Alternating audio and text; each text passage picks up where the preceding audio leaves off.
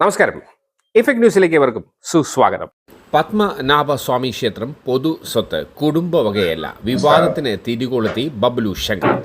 തട്ടിപ്പും വെട്ടിപ്പും അക്കമിട്ട് നടത്തി ബബ്ലു ശങ്കർ. സംഘാടകർക്കും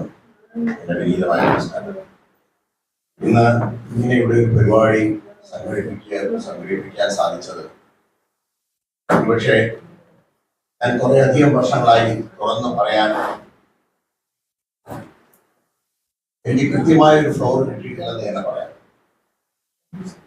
നിയമ നടപടികളിലൂടെ കോടതി വരാന്തകളിൽ കഴിഞ്ഞ 3.5 വർഷമായി പത്മനാഭസ്വാമി ക്ഷേത്രത്തിന്റെ കാര്യങ്ങൾ ഏറെ ഉച്ചത്തിൽ 4 നടകളിലും ഉച്ചത്തിൽ പറഞ്ഞുകൊണ്ട് വളരെ കുറച്ച് മാധ്യമങ്ങൾ മാത്രം കൂടെ എന്റെ പോരാട്ടങ്ങളിലൂടെ നിന്നവരോടൊപ്പം ഞാൻ ഇന്നെന്റെ നിയമ നടപടികളായി മുന്നോട്ട് പോവുകയാണ്. ഇവിടെ ഈ ചർച്ചയിൽ ഞാൻ തുറന്നാണ് പറയാൻ ഉദ്ദേശിക്കുന്നത് എല്ലാ കാര്യങ്ങളും. ആദ്യമായി ഞാൻ തുറന്നു പറയാൻ ഉദ്ദേശിക്കുന്നത് ഈ ചർച്ച വഴിവിട്ട് പോയെന്നുള്ളതാണ്. ശ്രീ പത്മനാഭസ്വാമി ക്ഷേത്രം സുരക്ഷിതമോ എന്നുള്ളതാണ് നമ്മുടെ ചർച്ച. ക്ഷേത്ര ചരിത്രമോ ക്ഷേത്രത്തിന്റെ മറ്റു കാര്യങ്ങളോ അല്ല. ആദ്യമായി എനിക്ക് പറയാനുള്ളത്, ശ്രീ പത്മനാഭസ്വാമി ക്ഷേത്രത്തിന്റെ വ്യവഹാരങ്ങൾ, കോടതി വ്യവഹാരങ്ങളും കേസും മറ്റെല്ലാ കാര്യങ്ങളും 2007 ഉത്ഭവിക്കുന്നത്. 2007 വളരെ വലിയ മോഷണ പരമ്പരകൾ, നവരത്നമോതിരം, വജ്രക്കുടകൾ, ക്ഷേത്രത്തിന്റെ അതിപുരാതനമായ പല സാധനങ്ങളും നഷ്ടപ്പെട്ടുകൊണ്ട് തുടങ്ങിയപ്പോഴാണ് ആദ്യം ഇതിന്റെ നിയമവശങ്ങളിലേക്ക് ചില ആളുകൾ, ചില ഭക്തന്മാർ ഇതിനുവേണ്ടി ഇറങ്ങി തിരിച്ചത്. അങ്ങനെ 2011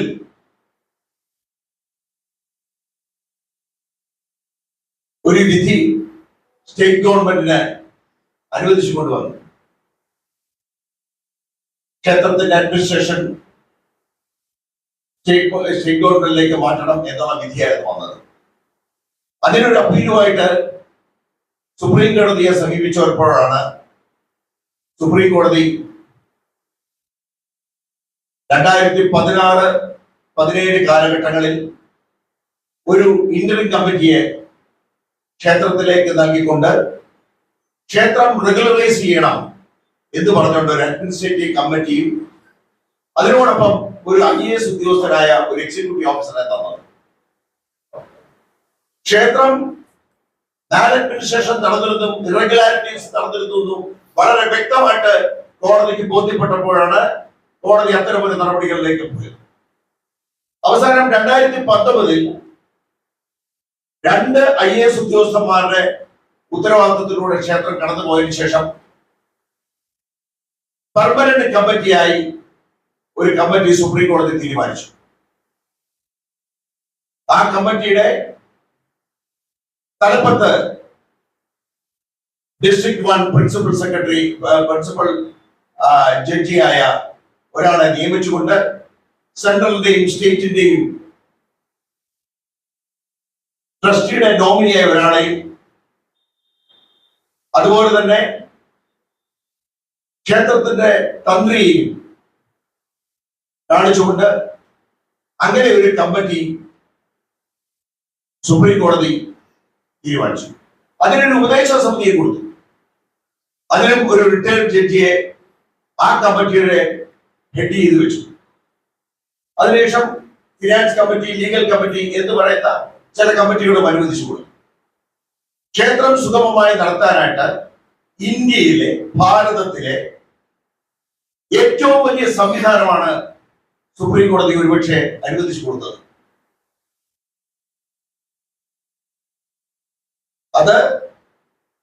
അതിൽ നിന്ന് നമുക്കൊരു കാര്യം മനസ്സിലായത്, ഈ ക്ഷേത്രം ഒരു പബ്ലിക് ടെമ്പിളാണ്.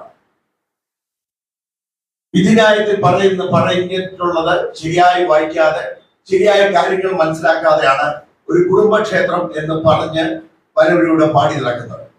കൃത്യമായി മനസ്സിലാക്കുക, ശ്രീ പത്മനാഭസ്വാമി ക്ഷേത്രം ഇസ് എ പബ്ലിക് ടെമ്പിൾ. അതുകൊണ്ടാണ് സ്റ്റേറ്റ് ഗവൺമെന്റ് ഇന്ന് അവിടെ ഈ പറയുന്ന 300ഓളം വരുന്ന പോലീസുകാർക്ക് ശമ്പളത്തുകയും ഇതേ കോടിക്കണക്കിന് രൂപയ്ക്കുള്ള മെട്രോ ട്രീറ്റ്മെന്റ് വാങ്ങിച്ചു കൊടുത്തിരിക്കുന്നത്. ഇന്ന് സെൻട്രൽ ഗവൺമെന്റിൽ നമുക്ക് 100 കോടി രൂപ കളക്ട് ചെയ്യാൻ സാധിക്കുന്നത്. And already we are collecting the money from the public hotel. That is the കാണിക്ക. അപ്പം ഒരു കുടുംബത്തിന്റെ ക്ഷേത്രമാണെങ്കിൽ ഈ 3 കാര്യങ്ങൾ സാധിക്കുമോ? ഇല്ല. പാർട്ടികൾ ടെമ്പിൾ അല്ലെങ്കിൽ മറ്റൊരു ക്ഷേത്രം എടുത്താൽ അവരൊരു ടെമ്പിൾ ട്രസ്റ്റ് ഉണ്ടാവും. ആ ട്രസ്റ്റ് വേണം ഈ ക്ഷേത്രത്തിന് പണം സമാഹരിച്ചുകൊണ്ട് ആ ക്ഷേത്രം നടത്തിയെടുക്കാൻ.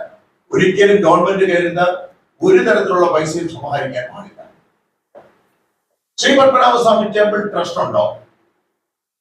അവിടെ ഒരു കിഴക്കേ തടയിൽ വെച്ചിട്ടുണ്ട്. നിങ്ങളൊന്ന് അന്വേഷിച്ച് നോക്കൂ.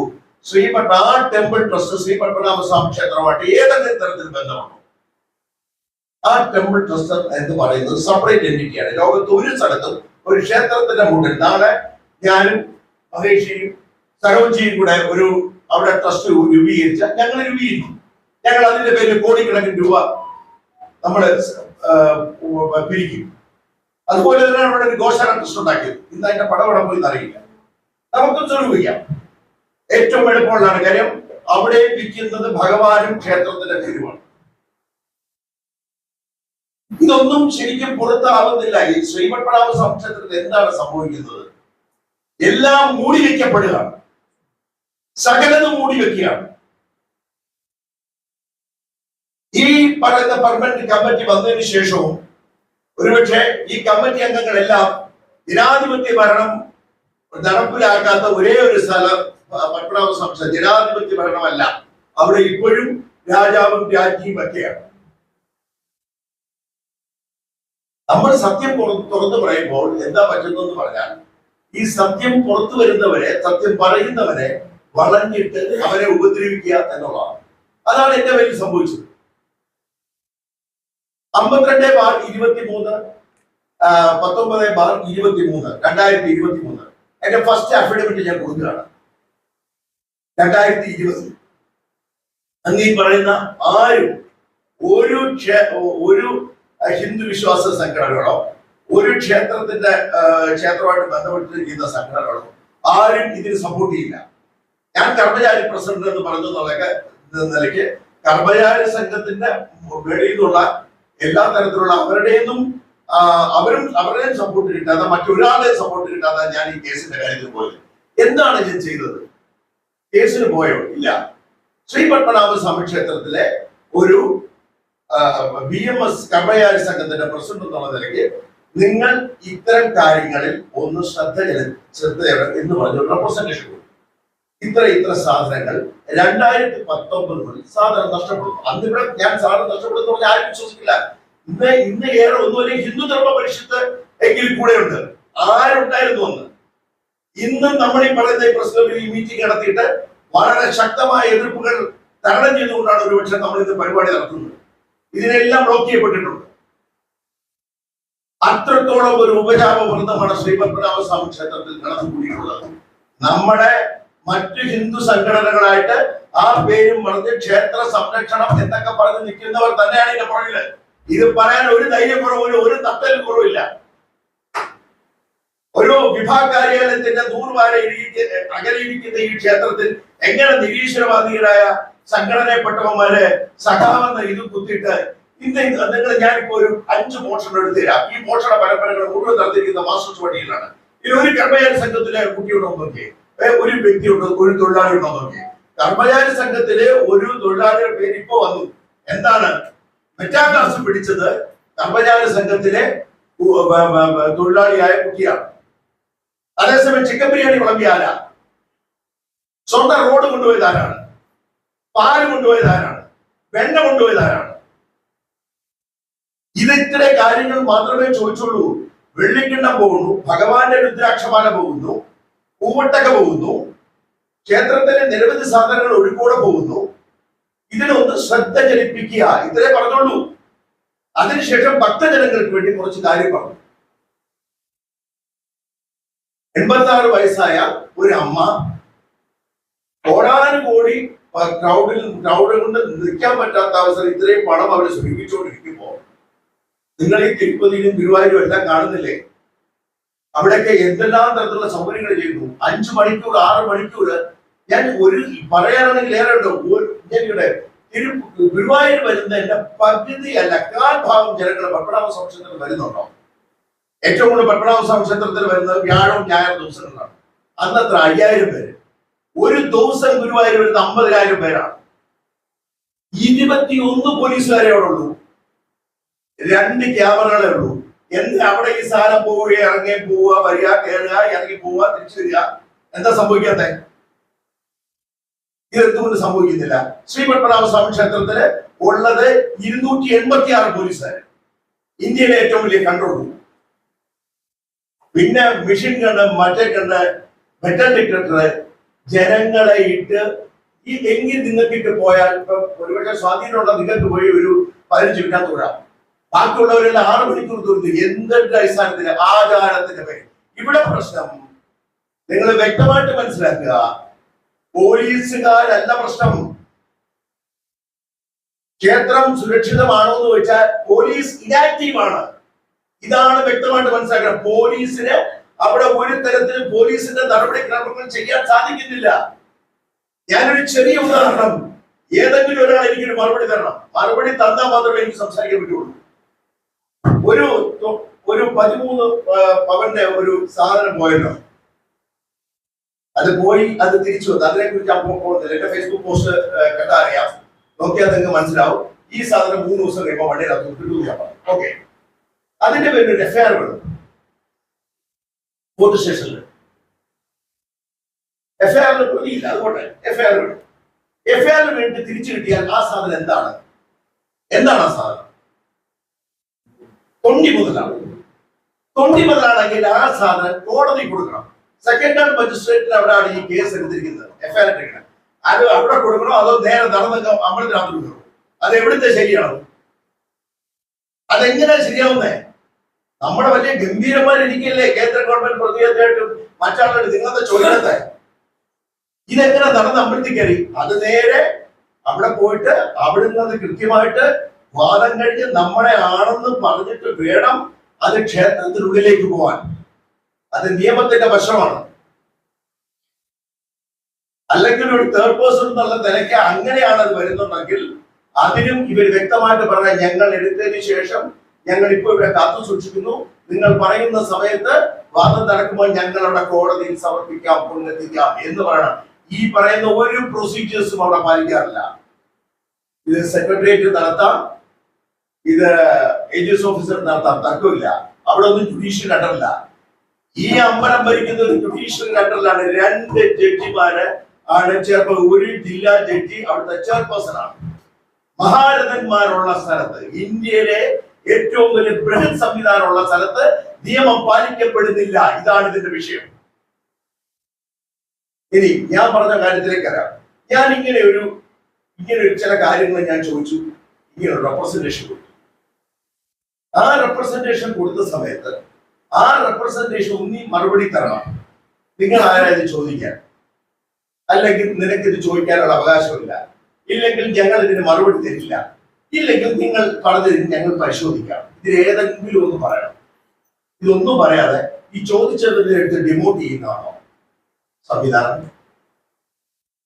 എന്റെ വിദ്യാഭ്യാസ യോഗ്യതയ്ക്ക് നിരക്കാത്ത മിനിസ്റ്റീരിയൽ സ്റ്റാഫ് ആയിരുന്ന, PRO ആയിരുന്ന, അസിസ്റ്റന്റ് മാനേജർ ഫോർ എസ്റ്റേറ്റ്സ് ആയിരുന്ന, സ്വദേശി ദർശൻ പ്രോജക്ട് കോർഡിനേറ്റർ ആയിരുന്ന, ഓഡിറ്റിലിരുന്ന ആളായിരുന്നു. ഇത്രയും സ്ഥാനങ്ങളിൽ ഇരുന്ന എന്നെ ഒറ്റയടിക്ക് സ്റ്റോറിൽ അരി സാധനങ്ങൾ.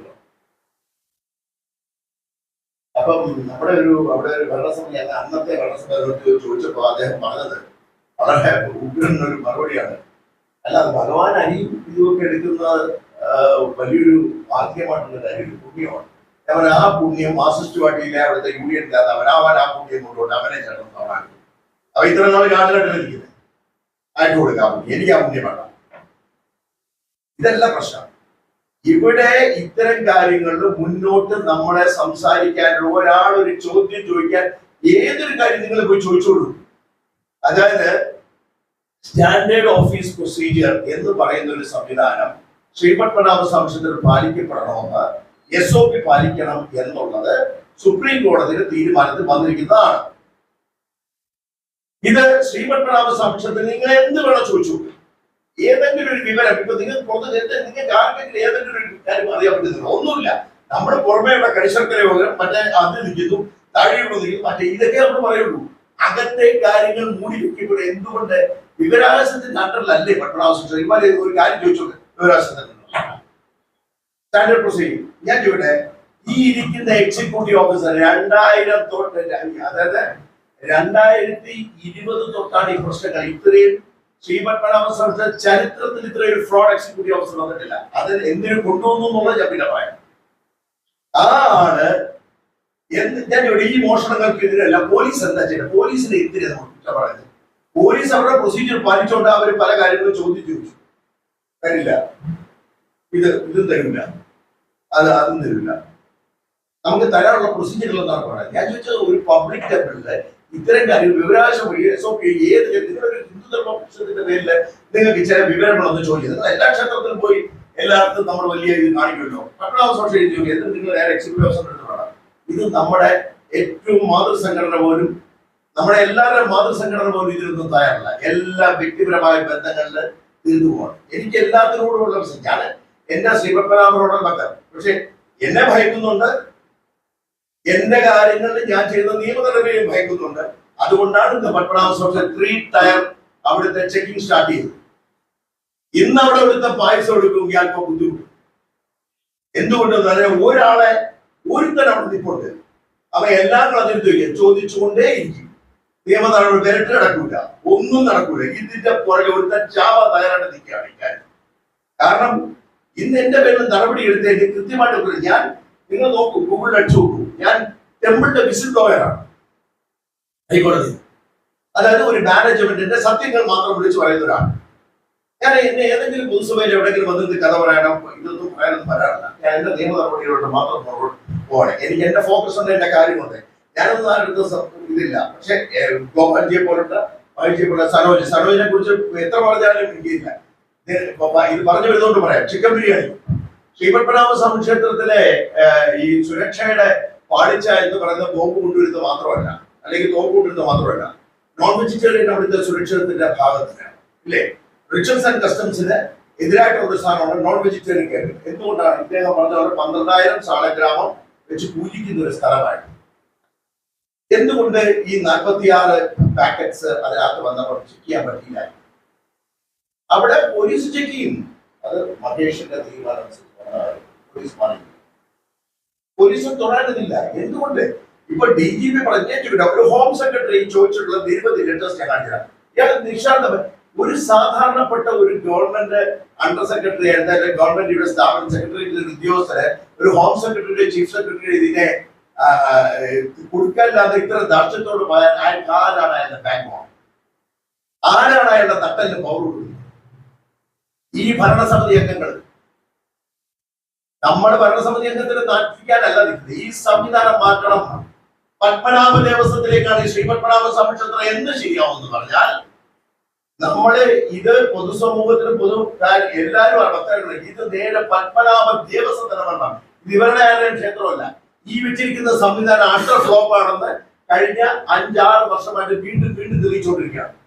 ഇതിനെ ആര് നിർത്തിയാലും, ഞാൻ ഈ ഫൈറ്റ് നിർത്തിയാലും ഭഗവാൻ നിർത്തില്ല. അതുകൊണ്ടാണ് സാധനത്തിലായി വെണ്ണയായി, സ്വർണമായി, ചന്ദനമായി, ഓടക്കുഴലായി, മലപുരുഷനായി, എന്താണ് കാര്യം? ഞാൻ ചോദിക്കട്ടെ, ഞാൻ ഈ പരാതി ഞാൻ താഴെക്കുടത്തിനെ കുറിച്ച് തന്നെ പറയാം. ഞാൻ ചോദിച്ചിട്ടുള്ള ചോദ്യത്തിന് ഞാൻ ചോദിച്ചൊരു കാര്യം, ഈ താഴെക്കുട സ്പോൺസർ ചെയ്തിട്ടുള്ളത് ഞാനാണ്. നിങ്ങൾ കണ്ടോ? ഇവിടെ താഴെക്കുട സ്പോൺസർ 3-1 ഞാനാണ്. ഞാൻ പൈസ അടച്ച എന്റെ റെസീപ്റ്റ് എഴുതിയിട്ടുണ്ട്. ഞാനെല്ലാം നിങ്ങൾ ഈ പറയുന്ന സാധനങ്ങളെല്ലാം ഞാൻ എന്റെ കോപ്പി തന്നേക്കാം. പൈസ അടയ്ക്കാൻ വേണ്ടി അവിടുത്തെ എക്സിക്യൂട്ടീവ് ഓഫീസർ രതീഷിനായി തന്ന എൻട്രസ്റ്റ് ചെയ്ത ലെറ്റർ ഉണ്ട്. നിങ്ങളെ ഞാൻ നിയമിക്കുന്നു, നിങ്ങൾക്ക് പൈസ അടയ്ക്കാം. പത്മനാഭ അദ്ദേഹം പറയാൻ ചെയ്യാൻ പറ്റില്ലല്ലോ. പത്മനാഭ സ്വാമി താഴെക്കുടത്ത് നിങ്ങൾ പൈസ എടുക്കും. പൈസ റിസീവ് ചെയ്ത ഹരിഹര അസോസിയേറ്റ്സിന്റെ ഇതുണ്ട്. ഓക്കെ, ഇതിലാണ്. എന്നാൽ താഴെക്കുടം വെക്കുന്ന സമയത്ത് ബബ്ലു ശങ്കറിനെ മാത്രം ഇൻവൈറ്റ് ചെയ്ത ബാക്കി രണ്ട് ലളിത് ബസിനും ഗണേശ് വിടമതി എന്താണെന്നറിയാമോ? ഈ താഴെക്കുടം 9 വർഷമായിട്ട് വെക്കാതിരുന്നപ്പോ ഈ കോടതി വരാൻ നിൽക്കുകയാണ്. എന്തുകൊണ്ട് താഴെക്കുടം വെക്കുന്നില്ല എന്ന് പറഞ്ഞാൽ ആ 9 ഫയലുകൾ സ്റ്റാർട്ട് ചെയ്ത് ഞാൻ കാണാം. ഈ 9 വർഷം എന്താ കോടതി പറഞ്ഞതല്ല. ഇത് നിങ്ങൾ പരിശോധിക്കുന്നത് നിങ്ങൾ എനിക്കിന്റെ പോരാടാൻ സമയമില്ല. കാരണം എനിക്ക് മറ്റു കാര്യങ്ങൾ ഇപ്പൊ എന്റെ പുറത്ത് കിട്ടില്ല. എനിക്ക് തിരിച്ചു കയറാം. ഒരു വിസിൽ ബ്ലോവറെ പുറത്ത് കിട്ടിയാൽ അതെങ്ങനെ കോടതി എടുക്കുന്നത്? ഏതെങ്കിലും ഒരു കോടതി കാണും പകർന്ന് പോയാൻ കഴിയാത്തത്. അത് അപ്പൊ കോടതി അതിന്റെ കാര്യത്തിൽ മുന്നോട്ട് പോകും. അപ്പോ എന്താ പറ്റിയിരിക്കുന്നു പറഞ്ഞാല് ഈ ഇവര് ഇവിടുന്ന് വന്നിട്ടുള്ളത് നമ്മളെ തിരിച്ച് കഴിശക്കര യോഗം ചെയ്തു തീർക്കാത്തതുകൊണ്ട്, ഭഗവാന്റെ ശരീരം ഇത്തരം പാളിച്ചയിൽ കിടക്കുന്നുണ്ട്, അത് ചെയ്തു തീർത്താൽ മാത്രമേ താഴെക്കുടം വെക്കാൻ സാധിക്കുകയുള്ളൂ എന്നാണ് ഇവര് കോടതി എഴുതിയിട്ടുള്ളത്. ഇപ്പൊ താഴെക്കുടം കഴിശക്കര യോഗം ചെയ്ത് തീർത്തിട്ടാണോ വെച്ചത് താഴെക്കുടം? അപ്പൊ പിന്നെ ചെയ്തിരിക്കുന്ന ആചാരവിരുദ്ധമായ കാര്യമല്ല. ഇത് ആരാ എഴുതി കൊടുത്തത്? ബഹുമാനപ്പെട്ട തന്ത്രിയല്ലേ കൊടുത്തത്.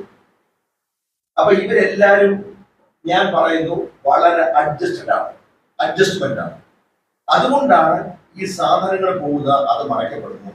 നിവേദ്യപാത്രം ഇവിടുന്ന് ഒറീസയിൽ പോയി തിരിച്ചു വന്ന് നിവേദ്യപാത്രം നടന്നനുസരിച്ച് പറഞ്ഞു കേസെടുത്തിട്ടില്ല. ഇപ്പൊ ഈ പറഞ്ഞ ഗർഭഗ്രഹത്തിൽ നിന്ന് തങ്കം എടുത്ത് റോഡാക്കി ആ സാധനം പോയി തിരിച്ചു വന്നു, അതിനെ അങ്ങ് അകത്ത്. ഞാൻ ചോദിച്ചാൽ ഇത് മറ്റാൾക്ക് ഇത് ഇങ്ങനെ ഒരു എഫ്ഐആർ വരുമ്പോ ഇവിടെ പരാതി കൊടുക്കേണ്ട ആരാണ്? ഒരു മാനേജ്മെന്റ് ഇത്രയും വലിയൊരു സംവിധാനം ഇരിക്കുമ്പോൾ നിങ്ങൾ കണ്ടിട്ടുണ്ടോ? നമ്മളിപ്പോ ഒരു ശ്രീകണ്ഠേശ്വരത്തിൽ ആ പരാതി കൊടുക്കാൻ അഡ്മിനിസ്ട്രേറ്ററായി ശ്രീപത് പരാമർശ സംശയത്തിൽ മാറുന്നതിൽ എക്സിക്യൂട്ടീവ് ഓഫീസർ മാത്രം ഒരു സ്ഥലത്ത് അവിടുത്തെ അതിന് ഡെയിലി ബേസ് കാര്യമുണ്ടോ? സാധാരണ ജീവനക്കാരൻ അതാണ് പറഞ്ഞത്. അതുപോലെ തന്നെയാണ് ഈ ചിക്കൻ ബിരിയാണി വിഷയം. ചിക്കൻ ബിരിയാണി എവിടാണ് ഉത്സവമാണോ? ശ്രീപത് പരാമർശ സംശയത്തിലോട്ട് ഏറ്റവും അഡ്ജസ്റ്റ്മെന്റ് ക്ഷേത്ര ഈ പറഞ്ഞ പോലെ ഉത്സവ ആചാര്യന്മാര് ഉത്സവം നടത്താൻ വന്ന് താമസിക്കുന്ന ആഹാരം കഴിക്കുന്ന സ്ഥലമാണ് ശ്രീപത്മനാഭ സംക്ഷേത്രം. ഞാൻ മിക്ക ഫോട്ടോയിൽ നമ്മൾ കാണുന്നത് എന്താണ്? രാമനാമടം, ഉത്സവമഠം, ചിത്രാനന്ദപുരംകുളം, പത്മതീർത്ഥകുളം, വൈകുണ്ഠം, ഈ ബൃഹത് സംവിധാനം എല്ലാം ഡിവൈൻ സെന്റേഴ്സ് ആണ്. ഒരു പാർട്ടിക്കാരനെ സംബന്ധിച്ചില്ല.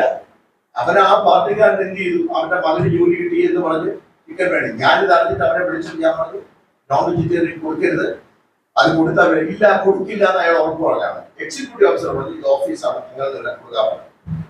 അന്ന് പിറ്റേ ദിവസം രാവിലെ കൊടുത്തപ്പോൾ ഞാൻ പറഞ്ഞു ഇത് നീ ചെയ്തത് ഞാൻ നീ അനുഭവിക്കുന്നില്ല എക്സിക്യൂട്ടീവ് ഓഫീസർ. പക്ഷേ എക്സിക്യൂട്ടീവ് ഓഫീസർ വളരെ ബുദ്ധിപൂർവ്വം ആ ഡെയിലി ബേസിലെ പറഞ്ഞു കിട്ടുന്നു. അയാൾ ഇത് മുഴുവൻ എക്സിക്യൂട്ടീവ് ഓഫീസർ ചെയ്തു വെക്കുന്ന തിരിച്ചറിയത്. പക്ഷേ നമ്മൾ എക്സിക്യൂട്ടീവ് ഓഫീസറിന്റെ മേളില് ഒരു കോൺട്രാക്ട് എംപ്ലോയി ആയ എക്സിക്യൂട്ടീവ് ഓഫീസർ എങ്ങനെ ഭരണസമിതിക്ക് മേളില് പവർ സെന്റർ ആയെന്നുള്ളതാണ് നമ്മൾ ഏറ്റവും കൂടുതൽ മനസ്സിലാക്കുന്നത്. ഈ മോഷണങ്ങളെല്ലാം നടക്കുന്ന സമയത്ത് പുള്ളിക്ക് നിർത്തലാക്കി പുള്ളി ഇവിടുത്തെ ഓരോ സാധനങ്ങളും 1ഉം 2ഉം സാധനങ്ങളല്ല. ഇപ്പൊ ഞാൻ ഈ പറയുന്നത് ഈ കഴിഞ്ഞ 2021 ശേഷം ഏകദേശം ഇതുവരെ നിന്നിട്ടില്ല 10ഓ 12ഓ സാധനങ്ങളായി. അപ്പൊ ഈ സാധനങ്ങൾ ഒന്നും ഒരു കാരണം ഒരു സ്ഥലത്ത് നിന്ന് നിർത്തലാക്കാതെ പോയിരിക്കുകയാണ്, വീണ്ടും പോവാണ്. ഇത് കുറെ നാളായിട്ടുണ്ട് നടത്തിയിരിക്കുന്ന പ്രാക്ടീസ് ഭഗവാന്റെ കാര്യം. അപ്പൊ ഇതുപോലെ തന്നെയാണ് ചിക്കൻ ബിരിയാണി. ക്ഷേത്രത്തിലാവട്ടെ ഈ പറഞ്ഞ പോലെ ഒരു ഗവൺമെന്റ് അവിടുത്തെ ഒരു പ്രതിനിധി വിളിച്ച് ചോദിച്ചത് അത് പണ്ട് ചിക്കൻ ബിരിയാണി കഴിച്ചിട്ടുണ്ടോ? പണ്ട് വരെ അപ്പൊ പണ്ട് കഴിച്ചിട്ടുണ്ടെങ്കിൽ ഒരു കാര്യം ഒരു സ്ഥലത്ത് ഒരു വൃത്തിയുടെ പ്രാക്ടീസ് നടന്നുണ്ടെങ്കിൽ ആ പ്രാക്ടീസ് നിർത്തലാക്കണോ വേണ്ട, അത് നടത്തിക്കൊണ്ടിരിക്കണം. അങ്ങനെ ഒരു കാര്യം എന്തെങ്കിലും ചെയ്തിട്ടുണ്ടെങ്കിൽ, അതായത് ആരെങ്കിലും അങ്ങനെ കഴിച്ചിട്ടുണ്ടെങ്കിൽ അത് നിർത്തലാക്കണോ വേണ്ട, അങ്ങനെ ചെയ്തുകൊണ്ടിരുന്ന കാര്യം നടക്കട്ടെ എന്നുള്ളതാണ് നമ്മുടെ ഈ പറഞ്ഞ വലിയ ഈ ക്ഷേത്രത്തിനെ പ്രതിനിധീകരിച്ച് കേൾക്കുന്ന വലിയ വലിയ ആളുകള് നമ്മളുമായിട്ട് ശത്രുത വന്നത് കാരണം എന്ന് പറഞ്ഞാൽ ഇതൊക്കെ നിർത്തലാക്കി എന്നുള്ളതാണ്. ഇന്ന് ഈ കേസ് മുന്നോട്ട് പോയപ്പോഴത്തേക്ക് ഒരു താഴെക്കുടം വെച്ചു.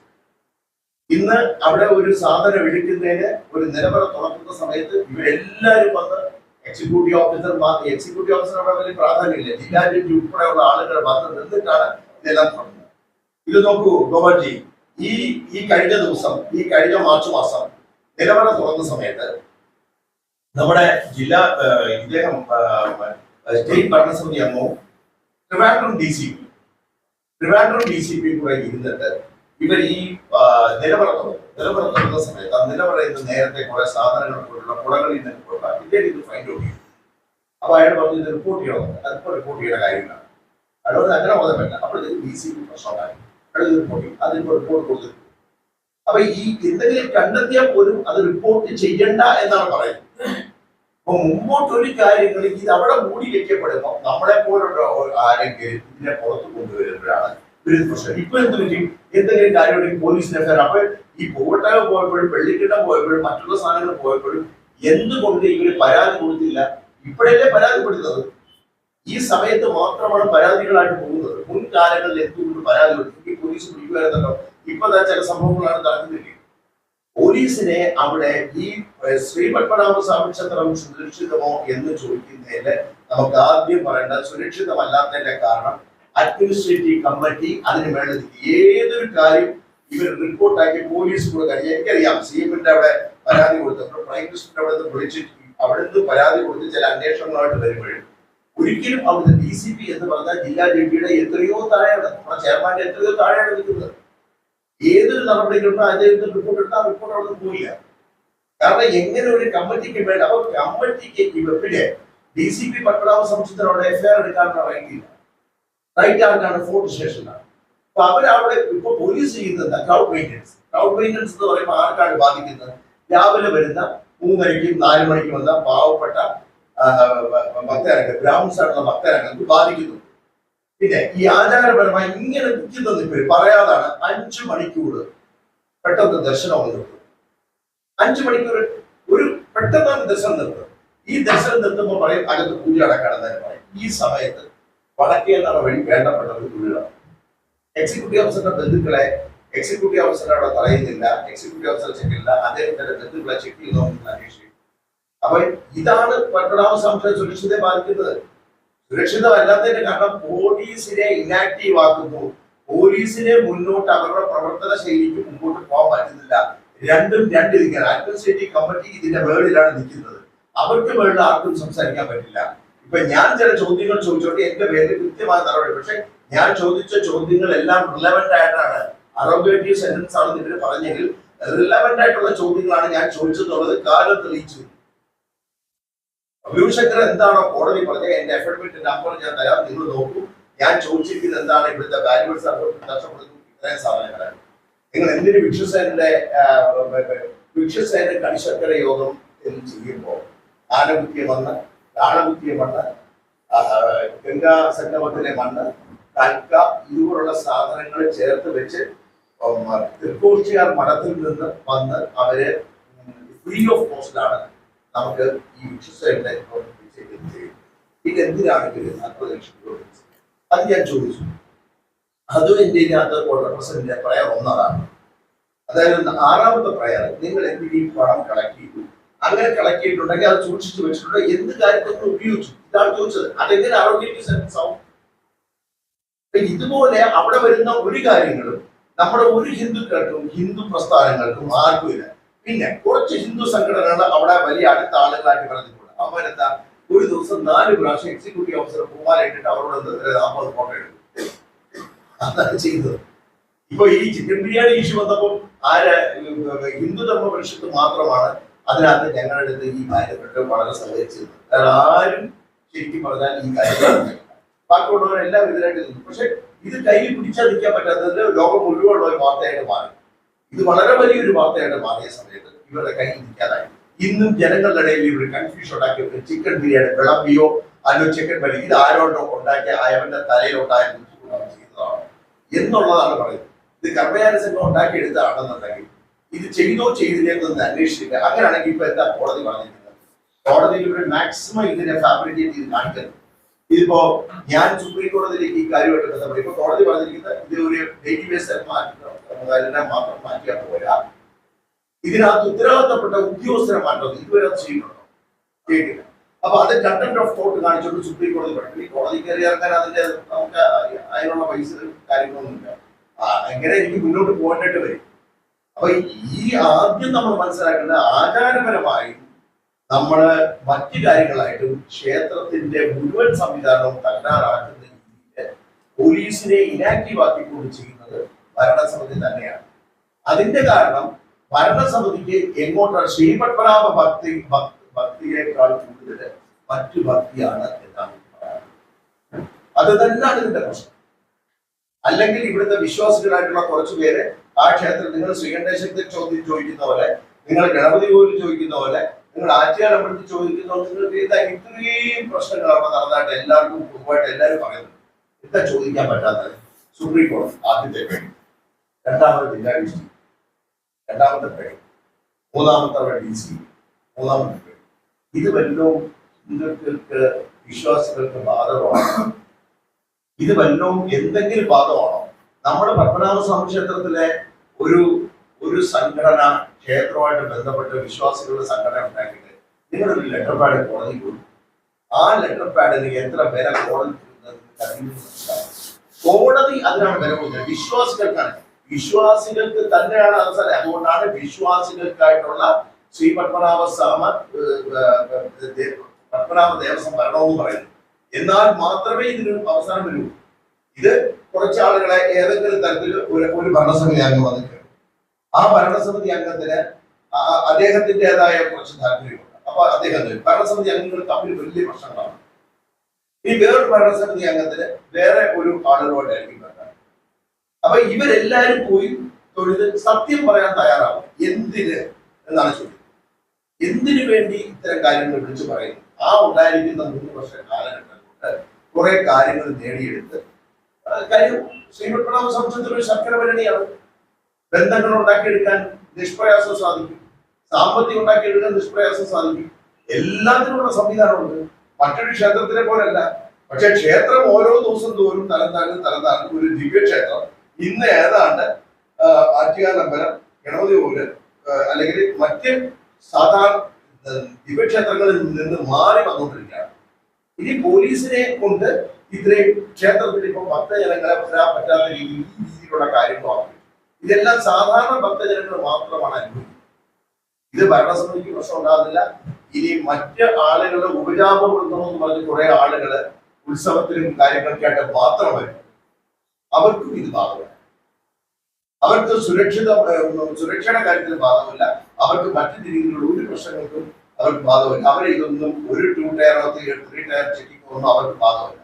അവർക്ക് എങ്ങനെ പോകാം, എങ്ങനെ വരാം. അതല്ലാതെ എങ്ങനെയാണ് ഈ സാധനങ്ങൾ വെള്ളിക്കിണ്ണ പോയി തിരിച്ചു വന്ന് കയറി, ഭഗവാന്റെ രുദ്രാക്ഷമാല പോയി തിരിച്ചു വന്ന് കയറി, പൂവട്ടക മിസ്സിംഗ് ആയിരുന്നു. ആ പൂവട്ടക എനിക്ക് കോടതിയിൽ കൗണ്ടർ വരെ കൊടുത്തിരിക്കുന്നത് റീപ്ലേസ് ചെയ്തതാണ്. 100 വർഷം പഴക്കമുള്ള ഒരു പൂവട്ടക റീപ്ലേസ് ചെയ്തെന്നാണ് പറയുന്നത്. അതെങ്ങനെയാണ് റീപ്ലേസ് ചെയ്തത്?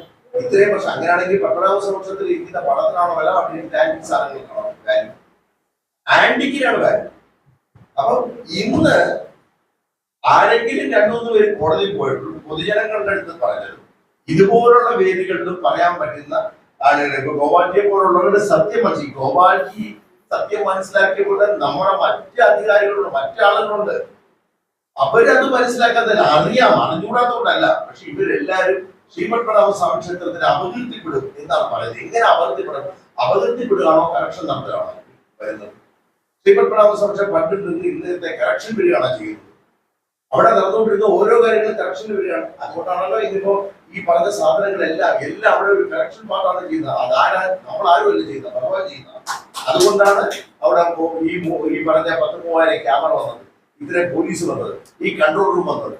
ഇതെല്ലാം നിങ്ങൾ ചിന്തിച്ചു നോക്കൂ. എന്തുകൊണ്ട് വന്നതെന്ന് പത്മനാഭസ്വാമി ചെയ്ത കറക്ഷൻസ് ആണ്, നമ്മൾ ആരും ചെയ്തതല്ല. അപ്പൊ അതിലേക്ക് അത്തരം കാര്യങ്ങളെ കുറിച്ച് കൂടുതൽ നമ്മൾ മനസ്സിലാക്കണം.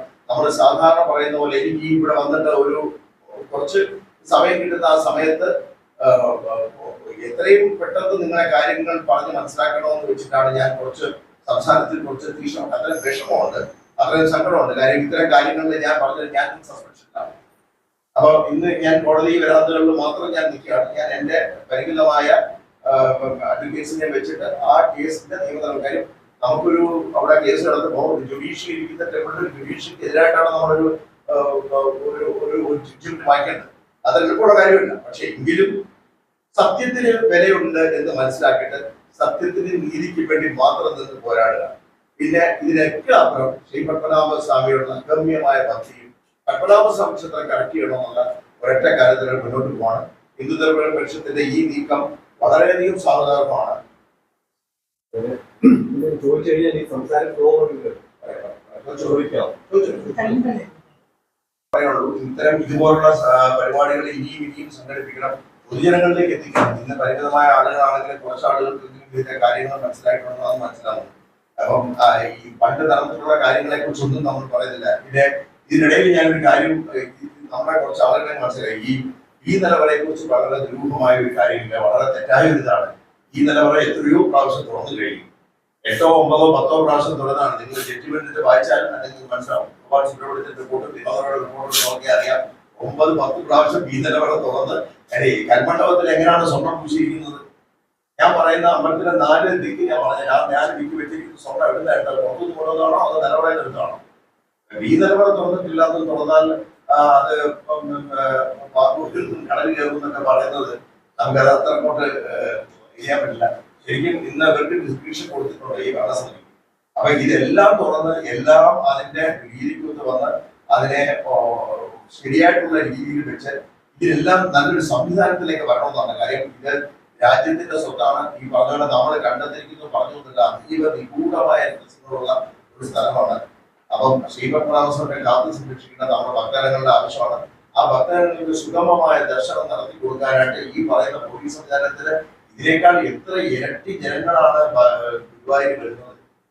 നമ്മളെക്കാൾ ഇരട്ടി നമുക്ക് ഈ പറയുന്ന സ്വത്തുക്കളൊക്കെ വേണ്ടതുള്ളൂ. അതേസമയം വരുമാനത്തിന്റെ കാര്യത്തിൽ തിരുപ്പതി എത്രയോ വേണ്ടാണ്, പത്മനാഭസ്വാമിയുടെ വേണ്ടാണ്. നമുക്ക് ഇന്നുള്ളതിന്റെ എത്രയോ ഇരട്ടി ആളുകളാണ് ഗുരുവായൂർ വരുന്നത്. അപ്പൊ ഈ പോലീസിന്റെ സംവിധാനം വെച്ചോട്ടെ അവിടെ ദർശന സൗകര്യം ഇല്ലാത്തത് വലിയൊരു പരാജയമാണ്. ഇതിൽ ഹിന്ദുധർമ്മ പരിഷത്ത് വളരെ ശക്തമായിട്ട് വരണം. ഗോപാൽജിയെ പോലുള്ളവര് നമുക്ക് ഈ ഫീൽഡിലേക്ക് നിൽക്കുന്നത് നമ്മുടെ വലിയൊരു ഭാഗ്യമാണ്. ഏതായാലും എന്നെ ഈ ഒരു കാര്യത്തിൽ വിളിച്ച് വളരെ നന്ദിയുള്ളതാണ്. വാർത്തകളും വിശേഷങ്ങളും ഇവിടെ അവസാനിക്കുന്നില്ല. കൂടുതൽ വാർത്തകളും വിശേഷങ്ങളുമായി വീണ്ടും കണ്ടുമുട്ടുന്നവരെ ഏവർക്കും നന്ദി, നമസ്കാരം.